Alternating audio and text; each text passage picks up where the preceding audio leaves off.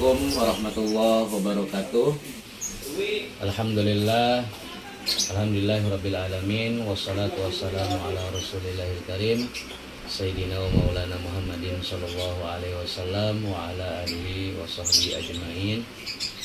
Alhamdulillah, pada kesempatan di pagi hari ini kita sama-sama bersyukur pada Allah Subhanahu wa taala karena pada pagi hari ini kita masih diberikan nikmat iman, nikmat sehat sehingga bisa terus beraktivitas ibadah kepada Allah Subhanahu wa taala.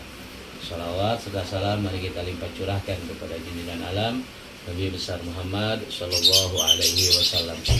Baik, alhamdulillah pada kesempatan di pagi hari ini kita kedatangan guru kita yakni Kiai Rukni Kamil.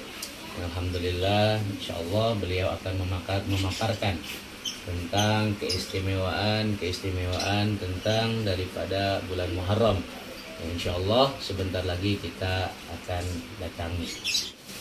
Baik, ini alhamdulillah kita sudah ada Kiai Rukni. Gimana Kiai, sehat? Alhamdulillah sehat. Gimana antum sehat? Alhamdulillah sehat Kiai. Alhamdulillah Kiai. Alhamdulillah saya mungkin mau berbincang-bincang sedikit Kiai tentang ilmu tentang Muharram juga yang insya Allah sebentar lagi kita akan tahun baru Islam seperti itu Kiai di tahun 1444 Hijriah.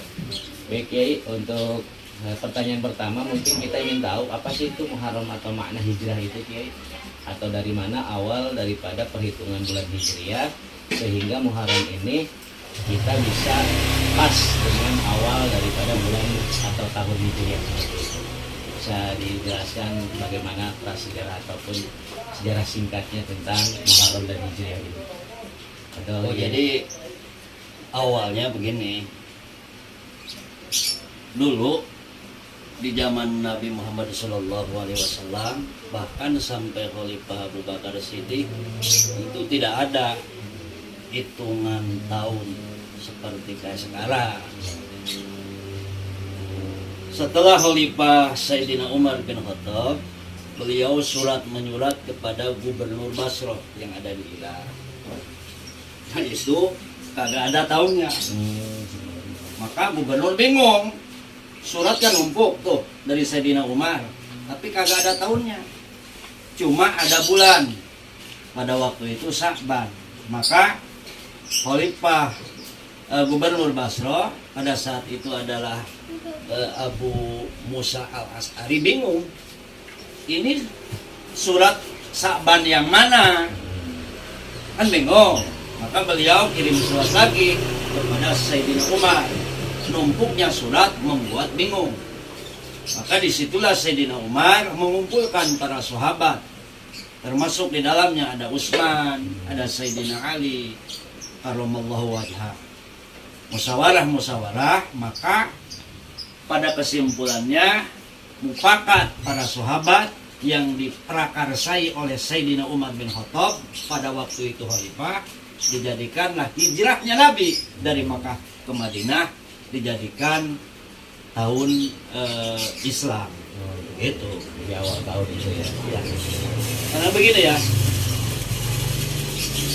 dalam musyawarah itu juga sebetulnya silang pendapat.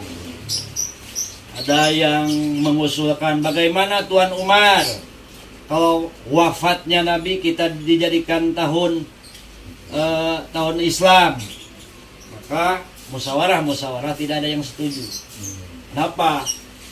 Karena kurang eloklah ketika tahun wafat Nabi dijadikan tahun Islam, karena tahun wafat identik dengan kesedihan, bukan gembira tapi malah menangis, gimana dan lain sebagainya. Gitu. Ada juga yang mengusulkan bagaimana tahun Islam ini diawali dengan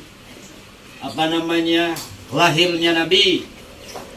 Maka sebagian sahabat mengusulkan jangan, karena itu tasabuh bin Nasara, menyerupai kaum Kristen dan lain sebagainya. Jadi pada poinnya hasil musyawarah pada waktu itu yang dijadikan tahun Islam yaitu Hijriah, peristiwa pindahnya Nabi dari Makkah ke Madinah. Supaya apa? Supaya maksudnya poin intinya, karena hijrah Nabi dari Makkah ke Madinah itu ada efek dan dampak besar.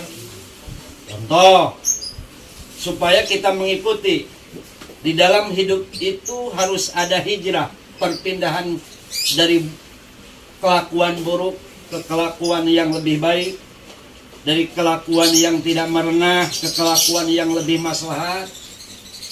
Intinya seperti itu.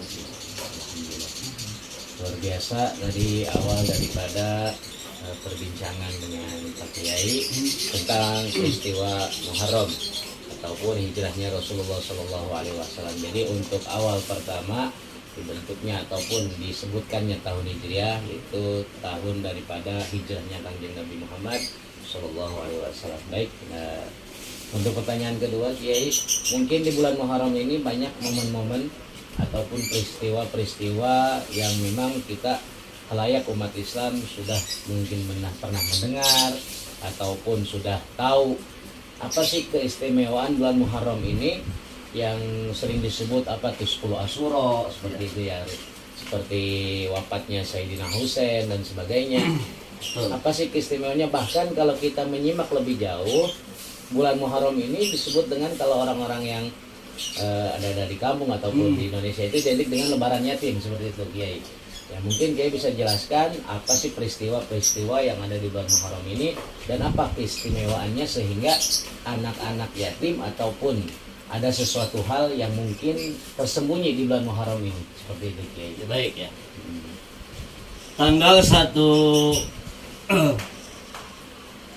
kan tanggal ya Hijriah diawali dengan bulan Muharram. Maka di dalam bulan Muharram itu, apalagi di tanggal 10, itu adalah tanggal yang fenomenal. Banyak peristiwa penting di tanggal 10 Muharram. Kita sudah tahu ya, di antaranya Nabi Musa alaihissalam beserta umatnya diselamatkan dari kepungan Fir'aun pada tanggal 10 Muharram. Juga Nabi Nuh alaihissalam mendarat kapal Nabi Nuh di Gunung Judi juga pada tanggal 10 Muharram. Yang tadi Ustaz Agus juga sampaikan, cucu Rasulullah Sayyidina Husain wafat, terbunuh di Karbala juga pada tanggal 10 berapa tadi? Maka kalau kita lihat sejarah, pada tanggal 10 Muharram itu Rasulullah Shallallahu Alaihi Wasallam lebih muasa'ah. Artinya apa? Dia jembaran kepada keluarga, terutama para fakir duafa juga yatim.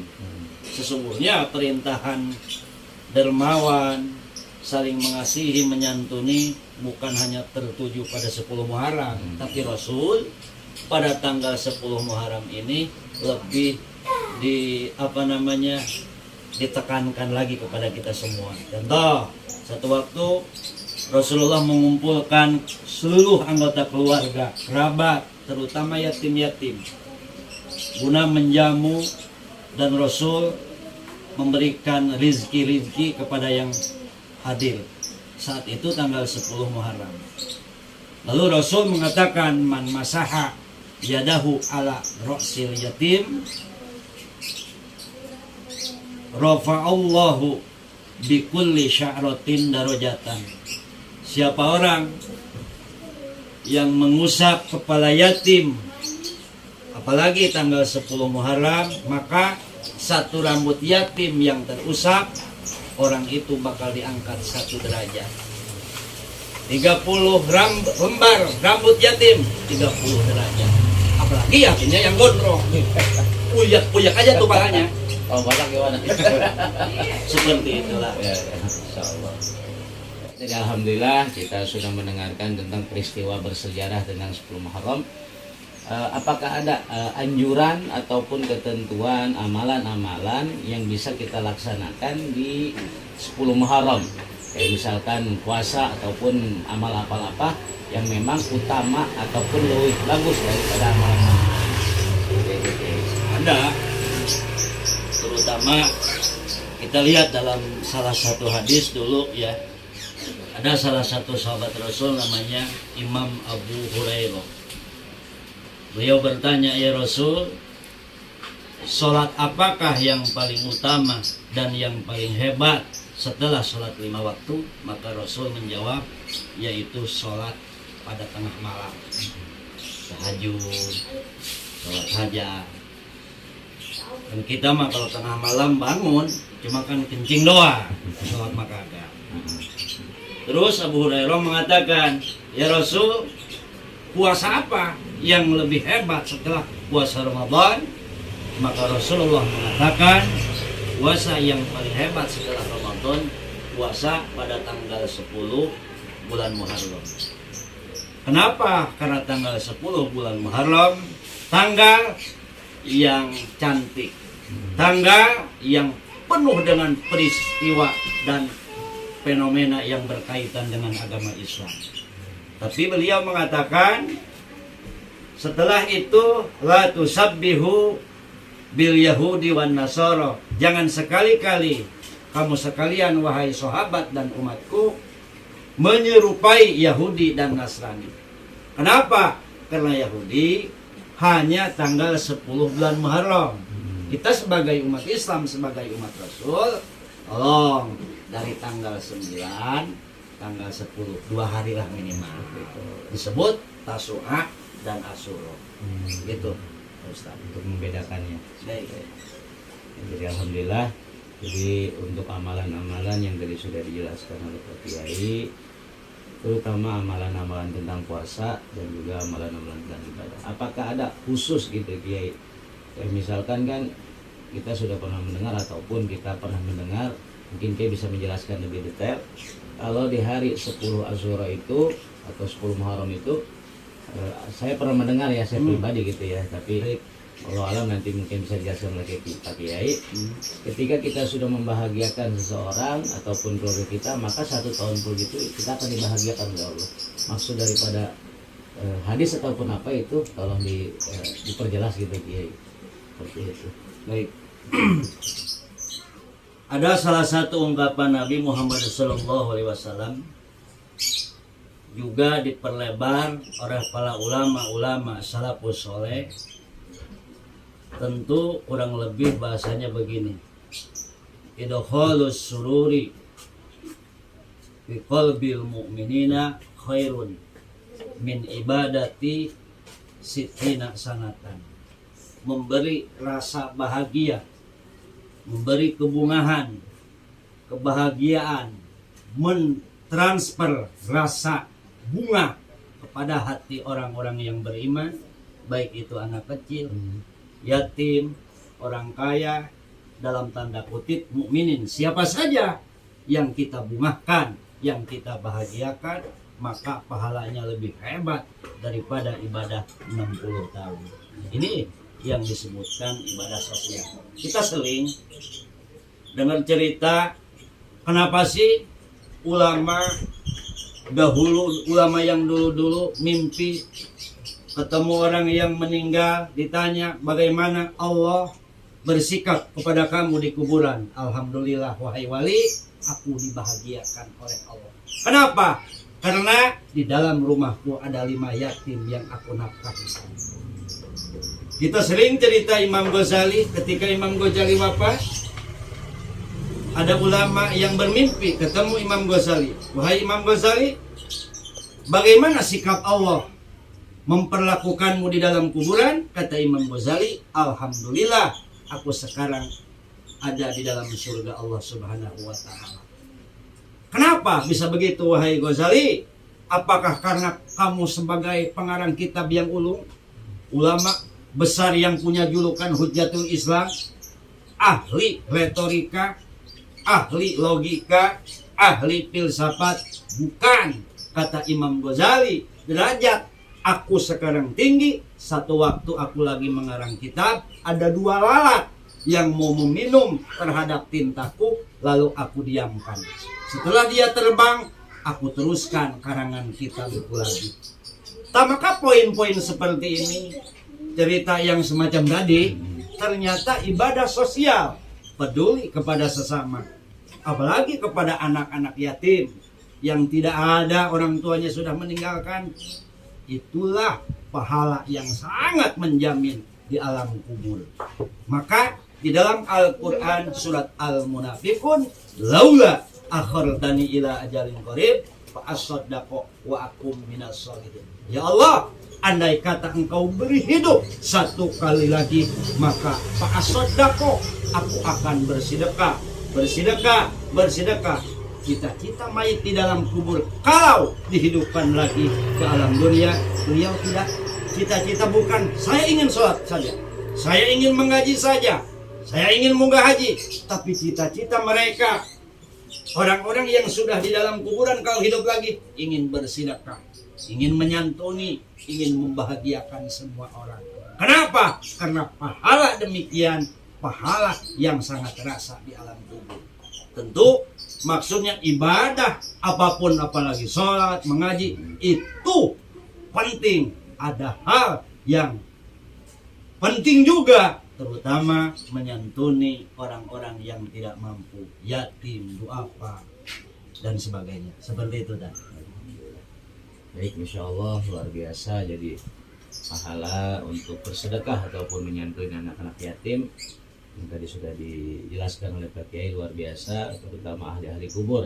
Dan memang harapan ketika dibangkitkan kembali itu hanya satu, yang ingin bersedekah. Bersedekah itu ada manfaatnya, ada nilai dakwah sosialnya seperti itu.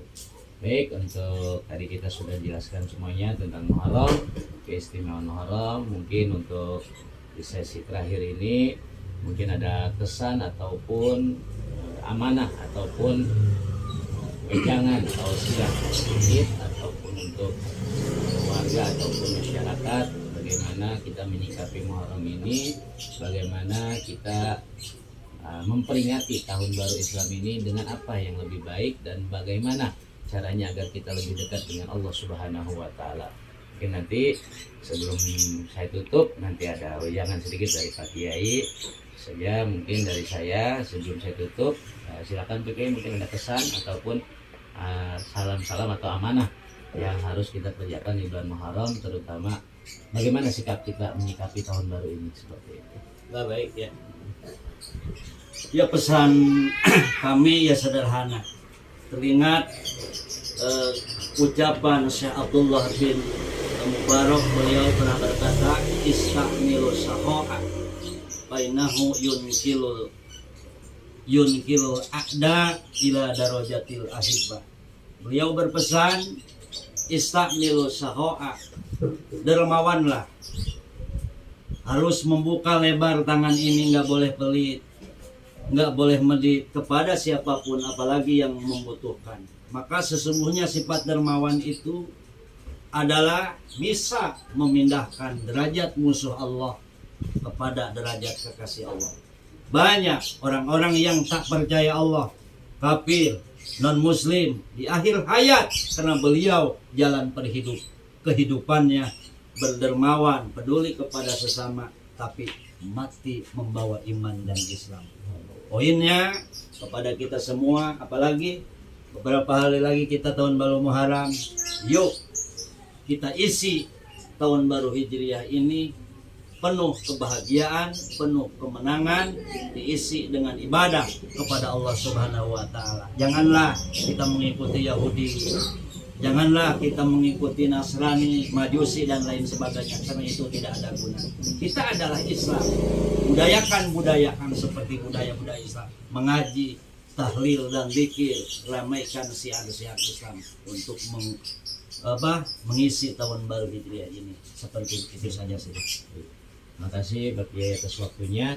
Jadi mudah-mudahan di segmen kita ini yang tentang Muharram membawa manfaat, khususnya untuk kaum muslimin dan muslimat, mukminin dan mukminat. Dan alhamdulillah kami pun keluarga besar daripada Pondok Pesantren Darussalam As-Salimah mengucapkan selamat tahun baru Islam 1444 Hijriah. Mudah-mudahan di tahun yang jadid ini, di tahun yang baru ini, kita semuanya diberikan keberkahan ya Allah, dan negara kita, negara Republik Indonesia menjadi negara yang makmur, negara yang aman, selamat dan diridhoi oleh Allah Subhanahu wa taala.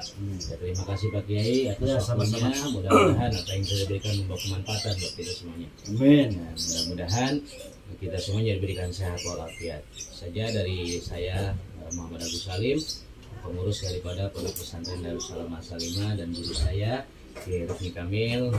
Izin pamit, mudah-mudahan kita bisa bertemu kembali di sesi yang lainnya. Terima kasih banyak. Assalamualaikum warahmatullahi wabarakatuh.